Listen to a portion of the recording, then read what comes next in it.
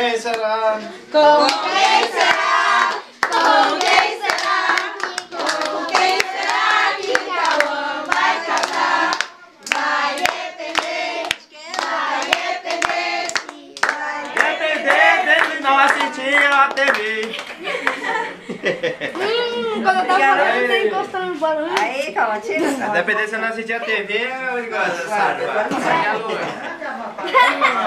O Cauã tá comendo a vela.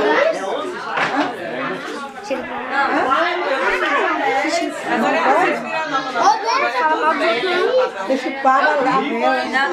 Não, é o pessoal de 4 anos aí. Meu parabéns, já pegou a vela assim, ó.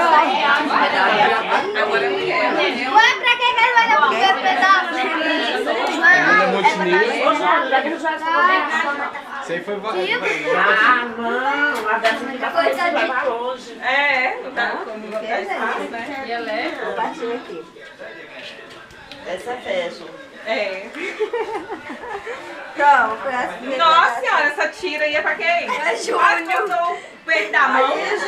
O primeiro pedaço é pra mim?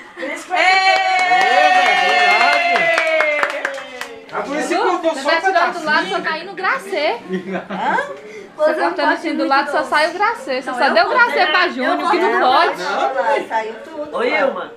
Ilma, eu tenho uma parede. Assim, ó. Assim só sai o gracê que tá beirada. Você botou só um pedacinho. Só lá, só saiu que não pode. É mesmo? Então troca aí. Vou tirar foto. Pega aí, Chico. Lá, ó. Lá, ó. Com quem será? Com quem será que você vai casar? Ô, e você falou trocar aí, Júnior já comeu a corrente atrás. Todo dia com esse negócio aqui. Oi, Rafinha. Ah, Tem Bia. que pegar uma coisa aqui agora assim, ó. Aí você vai tirando aqui, ó. Que não pode, eu vou Aí você vai cortando. Agora tá de novo. Pega lá, uma colher melhor. Aí esse passo aqui você pode mandar pra mim, viu? Não, você Mãe! Oi, peraí, vou cortar. Só essa só tá bom. Como é que é corta agora? Você tira só um quarto desse bolo aí, viu? O pessoal aí, o resto é meu.